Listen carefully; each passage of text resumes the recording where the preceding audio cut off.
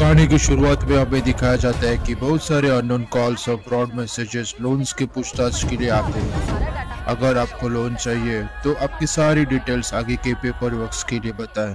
कहानी की दूसरी तरफ हमें दिखाया जाता है फतेह, जो एक अननोन प्राइवेट एजेंसी के लिए काम करता था और एक दिन वो इस साइबर फ्रॉड के चौचले को जड़ से बर्बाद करने के लिए अपनी एजेंसी के हेड का कॉल फतेह को आता है और कहते हैं रजा 200 आदमियों के साथ उस लोकेशन पे बैकअप के लिए तुम्हारे साथ कुछ लोगों को भेजता हूँ। चुनकर मारता है। बॉम्ब स्फोट में फतेह घायल हो जाता है और उस सब अपने पास्ट लाइफ को रिकॉल करने लगता है। फतेह सिंह पंजाब के मोगा विलेज में डेयरी फार्म का काम करता है। अब ऐसे दिखाया जाता है कि फतेह सिंह संधू नाम के एक वर्कर को सैलरी देता है। संधू को देख के ऐसा लगता है कि वो थोड़ा परेशान है। हमें दूसरी तरफ फतेह सिंह फार्म के रिपोर्ट चेक करते हुए कुछ बच्चों के साथ बात करते हुए दिखता है। तुम लोग आज स्कूल नहीं गए? बच्चे कहते हैं मास्टर अंदर आने ही नहीं देता, पहले फीस लो और तभी स्कूल में आना। उसी दौरान उनके पापा जी बच्चों को कहते हैं आज से स्कूल बंद, चलो तुम लोग। फतेह सिंह बच्चों के पापा जी के ड्रावर में कुछ पैसे रख देते हैं। कहानी की दूसरी ओर हमें संदूक को दिखाया जाता है, जो एक निम्रत नाम की लड़की के कारण साइबर क्राइम के हादसे में फंस गया होता है। उसी तरह और कई लोग इस साइबर क्राइम के हादसे में फंसे हुए होते हैं। हमें दूसरी ओर रजा को दिखाया जाता है, जो इस साइबर क्राइम के हादसे के पीछे की असली जड़ है। खुशी और विरल शर्मा और 3 लोगों को इस साइबर क्राइम के पूरे स्ट्रक्चर का पता चलता है। ये साइबर क्राइम कैसे चल रहा है, इसके पीछे कौन है। रजा की असिस्टेंट वो 3 हैकर को मार देती है और विरल शर्मा को रजा के सामने पेश कर देती है। विरल शर्मा को एक गेम जो जितने ज्यादा व्यूज मिलेंगे उतना ज्यादा करंट बॉडी में फैलते जाएगा और विरल शर्मा की हत्या हो जाती है। हैकर खुशी शर्मा टेक से निम्रत को बात करने के लिए दिल्ली बुलाते हैं, जिसके कारण इस साइबर क्राइम में लोन से गांव वाले फंस गए थे। उसी दौरान संधू सुसाइड कर लेता है और निम्रत गायब हो जाती है। फतेह सिंह निम्रत की तलाश में उसके फ्रेंड से जानकारी लेता है और पता चलता है कि निम्रत दिल्ली गई हुई है। फतेह दिल्ली जाकर निम्रत को ढूंढने लगता है, बट उसके मौजूदा होने का कुछ राज फतेह को नहीं मिलता। उसी दौरान खुशी का फतेह को कॉल आता है और निम्रत के बारे में अगर जानकारी चाहिए तो लोकेशन भेजती हूँ, वहां पे आ जाना। खुशी फतेह को एक वीडियो दिखाती है जिसमें चड्डा जो रजा के लिए काम करता है, निम्रत उसी के पास होती है। फतेह खुशी से चड्डा की लोकेशन मांगता है और वहां चला जाता है। चड्डा से निम्रत के बारे में पूछने के बाद चड्डा का इंटीमेट बिहेवियर देख के फतेह वहां के लोगों को और चड्डा को बहुत गंदी तरह से मारने लगता है।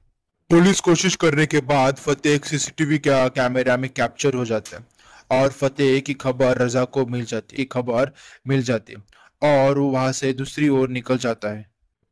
फतेह अपनी स्टोरी खुशी को बताता है, कैसे वो एक प्राइवेट एजेंसी के लिए काम करता है और फतेह खुशी के साथ उसके घर चले जाता है। रात भर बैठकर फतेह साइबर क्राइम के फ्रॉड को समझने लगता है, कैसे एक साइबर क्राइम के पीछे एक आदमी के सारे फोन नंबर्स और उसी के अंदर के सारे फोन नंबर्स फ्रॉडर्स को पता चलता है। अगर 40 लोगों के फ्रॉड के कारण और उसके अंदर 50 और लोगों की कांटेक्ट लिस्ट हो तो लगभग 5 करोड़ की लोगों की इंफॉर्मेशन फ्रॉडर्स को मिल जाती है। फतेह खुशी के घर से निकलकर दुबई चला जाता है, जहां उसकी एजेंसी के हेड से मिलता है और पूछता है क्या तुम इसे जानते हो। सत्य प्रकाश, जो रजा के साथ इस साइबर क्राइम फ्रॉड की दूसरी बड़ी जड़ है। साइबर क्राइम के बारे में रजा और सत्य प्रकाश की सारी जानकारी फतेह को एक एजेंसी हेड द्वारा मिलती है और फतेह साइबर क्राइम की पूरी जड़ से नष्ट करने के लिए चला जाता है। फतेह सत्य प्रकाश के सारे आदमियों को मारकर सत्य प्रकाश के घर पे पहुंच जाता है और कहता है निम्रत को और एक दिन के अंदर तेरी साइबर क्राइम की दुकान बंद कर दे, और वहां से चला जाता है। दूसरे दिन खुशी के घर का एड्रेस पता चलता है, ले लेनी चाहिए थी। और उसके दूसरी तरफ हमें रजा और उसके असिस्टेंट सर्वर में मेलवेयर सेट करते हुए देखते हैं।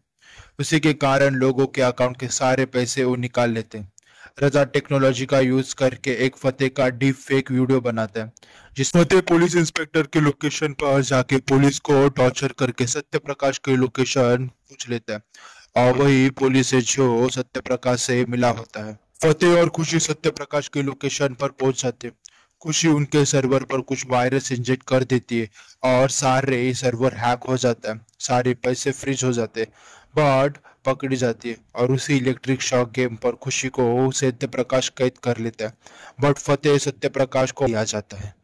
जैसे ही स्टार्टिंग में इसके सीन में हमें दिखाया जाता है कि रजा के लोकेशन पे फतेह पहुंच जाता है, उसके सारे आदमियों को मार देता है। रजा से बातचीत करने के बाद पता चलता है कि रजा भी उसी एजेंसी के लिए काम करता था जिसमें फतेह काम करता था, और फतेह रजा को और कहानी यहाँ पे खत्म हो जाती है।